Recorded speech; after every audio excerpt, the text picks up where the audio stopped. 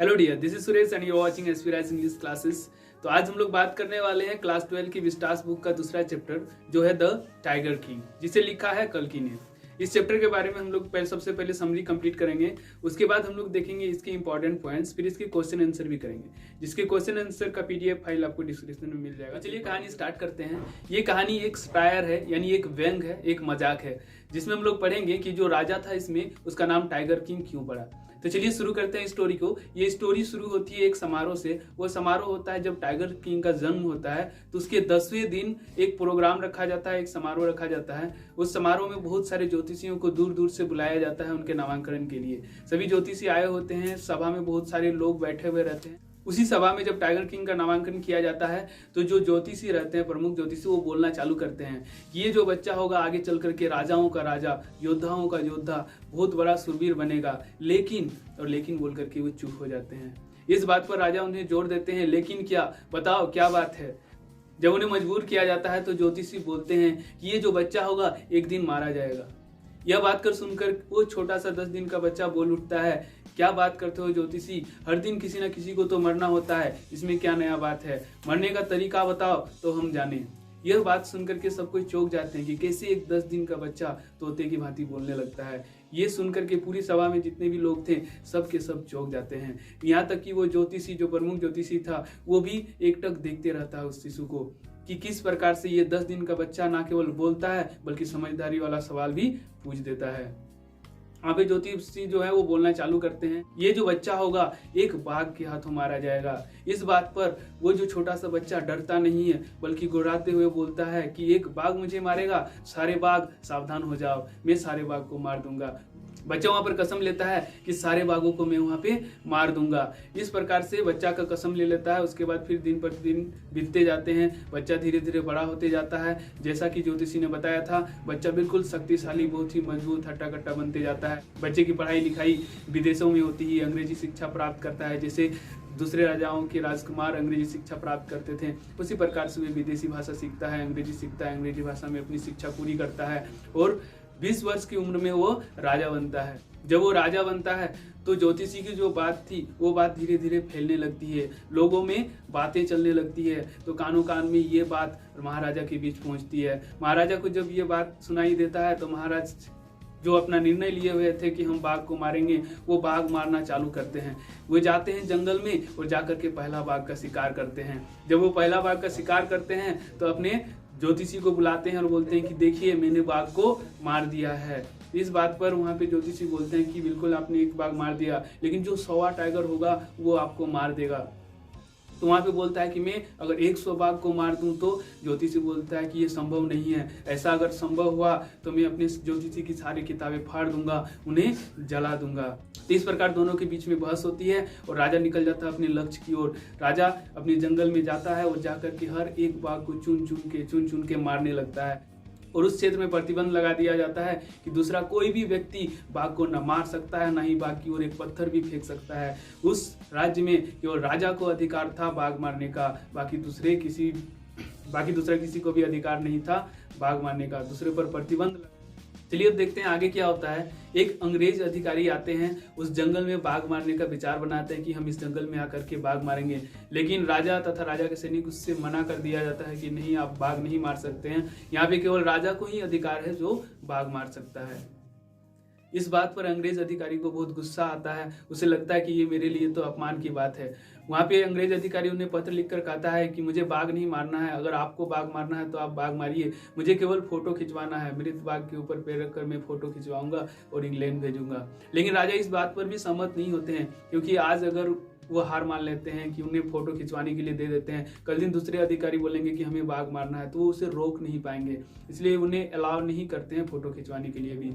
इस बात से अंग्रेज अधिकारी गुस्सा हो जाते हैं, जिस पर उनका राजगद्दी खतरे में आ जाता है। तो अपने राजगद्दी को बचाने के लिए वे विचार विमर्श करते हैं, अपने मंत्रिमंडल को बुलाते हैं और विचार विमर्श करने के बाद फैसला लेते हैं कि किस प्रकार से अपने राजगद्दी को बचाया जाए। तो मंत्रिमंडल से उन्हें यह निष्कर्ष मिलता है कि वे जो अंग्रेज अधिकारी थे उनके वाइफ को अगर कोई अच्छा सा गिफ्ट दें और वो खुश हो जाती है तो उनका राजगद्दी बच सकता है। इस प्रकार से राजा कुछ अंगूठियों को सिलेक्ट करता है और उन्हें गिफ्ट के रूप में भेजता है। लेकिन राजा सोचता है क्या उस अंग्रेज अधिकारी की वाइफ को वो अंगूठी पसंद आएगा। इसके लिए वे क्या करते हैं, बहुत सारे अंगूठियों का एक कलेक्शन लेते हैं और उन्हें भिजवा देते हैं अंग्रेज अधिकारी के वाइफ के पास। लेकिन अंग्रेज अधिकारी की जो वाइफ थी वो एक अंगूठी दो अंगूठी ना लेकर के सारी अंगूठियों को रख लेती है। सारे अंगूठी का कीमत था 3 लाख रुपए। राजा सोचते हैं कि 3 लाख रुपए की अंगूठी, सारे की सारी अंगूठी रख ली उन्होंने। फिर भी सोचते हैं कि चलो 3 लाख रुपए गए तो गए, कम से कम राजगद्दी तो बच गया, हम तो सेफ है, हमारा राज्य तो सेफ है। इस बात से वे खुश रहते हैं। चलिए एक समस्या तो टला, लेकिन अगला जो समस्या था टाइगर्स को मारने का वो बिल्कुल जारी था। वो निकल पड़ते हैं टाइगर्स को मारने के लिए। वे टाइगर्स मारते रहते हैं 70 टाइगर्स मार देते हैं। उसके बाद उन्हें अपने राज्य में टाइगर्स मिलना बंद हो जाता है, बिल्कुल भी नहीं मिलता है। ऐसा लगता है मानो कि सारे टाइगर्स जो है कहीं चले गए हैं, भाग गए हैं या फिर सुसाइड कर लिए हैं। टाइगर्स मिलना बिल्कुल बंद हो जाता है। राजा दीवान को बोलते हैं कि हमें शादी करनी है, आप ऐसे राज्य की लड़की ढूंढो जिस राज्य में बहुत ज़्यादा बाघ हो, यानी टाइगर्स की संख्या बहुत ज़्यादा हो, और यही हमारी शादी की कंडीशन होगी। तो इस प्रकार से दीवान निकलते खोज में उन्हें एक लड़की मिलती है जिनके राज्य में, जिनके स्टेट में बहुत ज़्यादा टाइगर्स थे। तो वहाँ पे उसी कंडीशन के साथ उनका शादी होता है। उसके बाद वे जब भी ससुराल जाते हैं तो 5-6 बाघ मार के ही आते हैं। उसके बाद इस प्रकार से धीरे धीरे उन्होंने 99 बाघ कंप्लीट कर लिए मार करके, लेकिन एक बाघ उन्हें नहीं मिलने लगा। वे हर जगह खोजते हैं, हर जगह पे घूमते हैं, लेकिन एक बाघ उनको नहीं मिलता है। तो उन्हें ज्योतिषी का बात याद आता है कि आप 99 बाघ मार सकते हैं, लेकिन 100वां बाघ आपको मारेगा, आप 100 बाघ नहीं मार सकते हैं। ये बात जब उन्हें याद आता है तो उन्हें बहुत गुस्सा आता है, वो बहुत चिड़चिड़ा हो जाते हैं, क्योंकि वो एक बाघ काफ़ी खोजने के बाद भी उन्हें नहीं मिलता है। इस बात से वे काफ़ी परेशान होने लगते हैं, सबको डांटने लगते हैं, काफ़ी चिड़चिड़े हो जाते हैं, जिस बात से राजा से सभी लोग डरने लगते हैं। बहुत सारे लोगों ने अपनी नौकरी खो दी बाघ ना मिलने के कारण। फिर आगे क्या होता है, एक बार वे दीवान को बुलाते हैं, उन्हें डांटते हैं कि हमें बाघ चाहिए, आप बाघ खोज के लाइए, नहीं तो हम आपको मार देंगे। अब दीवान क्या होता है कि वे अपने घर जाते हैं और सोच ही रहे होते हैं कि हम क्या करें। तभी उन्हें याद आता है कि मद्रास से एक बाघ लाए हुए थे और वो अपने घर में छिपा करके रखे हुए थे। वो बाघ जो है काफ़ी बुजुर्ग हो गया था, 1-2 दिन में मरने ही वाला था। वे सोचते हैं क्यों ना इसी टाइगर को उन्हें दे दिया जाए ताकि उनका भी काम हो जाएगा। तो वे रात में वे और उनकी वाइफ किसी तरह से घसीटते वगैरह उस बाघ को कार में चढ़ाते हैं और जाकर के जंगल में छोड़ देते हैं। अगले दिन वही बाघ बिल्कुल राजा के समक्ष आ जाता है। तो राजा उसे देख करके काफी खुश होते हैं और उन पर गोली चला देते हैं। वो बाघ गोली की आवाज़ से केवल मूर्छित हो जाता है, बेहोश हो जाता है, वो मरता नहीं है। राजा को गोली उसे लगता ही नहीं है। जब शिकारी सामने जाते हैं तो जाकर के देखते हैं कि वो बाघ जो है केवल बेहोश हुआ है, मरा नहीं है। जब सैनिक देखते हैं कि ये बाघ मरा नहीं है तो वे सैनिक 1 फुट की दूरी से उस बाघ पर निशाना लगाते हैं और उस बाघ को वहीं पे मार देते हैं। अब राजा निश्चिंत हो जाता है कि मैंने तो बाघ को मार दिया। वो खुशी खुशी अपने परिवार के साथ रहने लगता है। एक बार वो अपने बेटे के जन्मदिन पर वो बाजार जाता है कि अपने बेटे के लिए कोई अच्छा सा उपहार लेगा। जब वो बाजार में घूम रहा होता है तो उसे एक खिलौने की दुकान दिखती है, जहाँ पे उसे एक टाइगर दिखता है जो लकड़ी का बना हुआ है। वो टाइगर जो है एक नया मिस्त्री बनाया हुआ रहता है, जो उतना अच्छा नहीं रहता है, जिसकी कीमत मात्र 9 पैसे होती है। एक नया मिस्त्री बनाया हुआ रहता है जिसे अच्छी तरह से टाइगर बनाना नहीं आता है, जिसके कारण इधर उधर से कीले निकली हुई रहती है और थोड़े थोड़े काट के टुकड़े भी इधर उधर से निकले हुए रहते हैं। जब राजा उस टाइगर की कीमत पूछता है तो वो दुकानदार सोच में पड़ जाता है कि ये जो टाइगर, इसकी तो कोई कीमत नहीं है, केवल 9 पैसे हैं, लेकिन ये राजा मांग रहा है तो मैं इसकी कीमत क्या बताऊं। इसलिए वो दुकानदार बोलता है कि राजा साहब, ये जो टाइगर है इसे बहुत बड़े मिस्त्री ने बनाया है, इसकी कीमत 300 रुपये है। बढ़ा चढ़ा करके वे बोल देते हैं। राजा जो है निश्चित रूप से वो 300 रुपये दे देता है। वो टाइगर को खरीद करके ले जाता है और अपने बेटे के साथ उसी टाइगर से खेलता है। जब वो खेल रहा होता है तो उसके हाथ में उसी जो लकड़ी का टुकड़ा निकला हुआ था, उसका एक टुकड़ा उसके हाथ में चुभ जाता है, जिसके कारण उसके हाथ में संक्रमण हो जाता है। वो संक्रमण धीरे धीरे फैलने लगता है। ये संक्रमण जैसे ही उसके पूरे बॉडी में फैल जाता है तो उसी संक्रमण के कारण उसकी मृत्यु हो जाती है। यानी वो टाइगर किंग एक लकड़ी के बाघ द्वारा मारा जाता है। तो जो 100वां टाइगर था वो एक लकड़ी का टाइगर था। तो ये थी इस टाइगर किंग की कहानी। चलिए बात करते हैं इस चैप्टर के इंपॉर्टेंट पॉइंट्स की। ये जो इंपॉर्टेंट पॉइंट्स होते हैं इसी की सहायता से आप कोई भी क्वेश्चन को आसानी से आंसर कर सकते हैं। तो इंपॉर्टेंट पॉइंट्स चैप्टर के लिए काफी जरूरी होते हैं। तो चलिए शुरू करते हैं। पहला इंपॉर्टेंट पॉइंट है हमारा, there was a king in Pratibandhapuram. यानी प्रतिबंधपुरम में एक राजा था। The astrologer predicted about his death. यानी ज्योतिषी ने उसकी मृत्यु के बारे में भविष्यवाणी की। The 100 tiger will kill him. 100वां बाघ उसे मार देगा।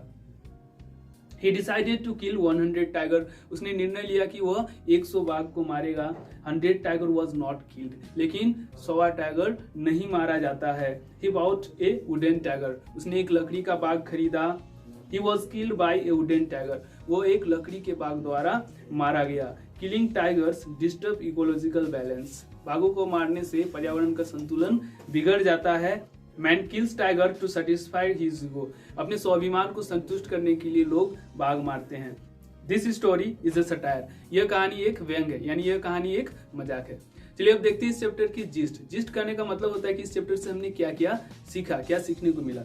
देखिए हम लोग जानते हैं we should maintain ecological balance, हमें इकोलॉजिकल बैलेंस यानी पर्यावरणीय संतुलन को बनाए रखना चाहिए। Wild animals should be protected for ecological balance, और इसलिए इकोलॉजिकल बैलेंस पर्यावरण के संतुलन को बनाए रखने के लिए जंगली जानवर को हमें सुरक्षित रखना होगा, उन्हें सुरक्षा प्रदान करना होगा। All of us should believe in ecological system, हमें पर्यावरण के सिस्टम के सभी को विश्वास होना चाहिए। ये थी इस चैप्टर की जिस्ट। अब हम लोग करते हैं क्वेश्चन आंसर। जो भी इंपॉर्टेंट पॉइंट्स और उसके क्वेश्चन आंसर इस चैप्टर के सारे आपको पीडीएफ फाइल डिस्क्रिप्शन में मिल जाएंगे, एक बार जरूर चेक करें। चलिए अब देखते हैं इस चैप्टर के क्वेश्चन आंसर। पहला क्वेश्चन है who is the tiger king, why does he get that name, tiger king कौन है और वो उसे यह नाम क्यों मिला। अगला इसी से अगर दूसरा क्वेश्चन पूछ सकता है what did the astrologer predict when the tiger king was born, यानी टाइगर किंग का जब जन्म हुआ तो ज्योतिषी ने क्या भविष्यवाणी की। इसका आंसर होगा the tiger king is the Maharaja of Pratibandapuram, tiger king Pratibandapuram का महाराजा है। व्हेन ही वाज बोर्न, जब उसका जन्म हुआ, the astrologer predicted that he would be killed by A tiger, तो ज्योतिषी ने भविष्यवाणी की कि वह एक बाघ द्वारा मारा जाएगा। When he grew up, जब वह बड़ा हुआ, he took a vow, तो उसने एक प्रतिज्ञा ली to kill 100 टाइगर, 100 बाघ मारने का। So he gets that name, इसलिए उसे यह नाम मिला।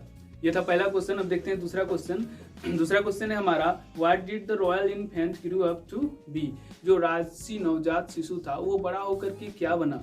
इसका आंसर होगा the royal infant become the Maharaja of Pratibandapuram, तो जो राजसी नवजात शिशु था वो बड़ा होकर के प्रतिबंधपुरम का महाराजा बना। He was very taller and stronger, वो काफी टॉलर था, लंबा था, और स्ट्रोंगर यानी मजबूत था। He became the maharaja at the age of 20, और वो 20 वर्ष की उम्र में ही महाराजा बना। In this way the royal infant grew up to be the Maharaja of what will the Maharaja do to find the required number of tigers, राजा क्या करेगा, जितने जरूरत बाघों की संख्या थी उसे पूरा करने के लिए महाराजा क्या करेगा। आंसर होगा the Maharaja will marry the daughter of the king whose state has a lot of tigers, राजा उस राजा की बेटी से शादी करेगा जिसकी स्टेट में बहुत ज्यादा बाघों की संख्या हो। He wanted to kill 100 tigers, वो 100 बाघ को मारना चाहता था। It was the condition of his marriage, और यही उसके शादी का शर्त था। चलिए अगला क्वेश्चन है how would the maharaja prepared himself for the 100 tiger was supposed to be decide his fate, यानी महाराजा अपने आप को किस प्रकार से तैयार करेगा उस 100 बाघ के लिए जिसे माना जाता था कि उसका भाग्य का निर्णय करेगा। इसका आंसर होगा the Maharaja will camp in the forest, Maharaja camp करेगा फॉरेस्ट में। He will not leave any tiger until he kills 100 tiger, वो एक भी बाघ को नहीं छोड़ेगा जब तक वो 100 बाघ पूरा नहीं कर लेता है। It was decide his fate to kill 100 tiger, और ये उसका किस्मत था कि वो 100 बाघ को मारेगा। तो ये थी इस चैप्टर के कुछ इंपॉर्टेंट पॉइंट्स और इंपॉर्टेंट क्वेश्चन। इसके बहुत सारे क्वेश्चन आपको इसके पीडीएफ फाइल में भी मिल जाएगी, जिसे आप एक बार डिस्क्रिप्शन में जरूर चेक करें। तो ये थी आज की वीडियो, अब जल्दी मिलेंगे अगली वीडियो के साथ।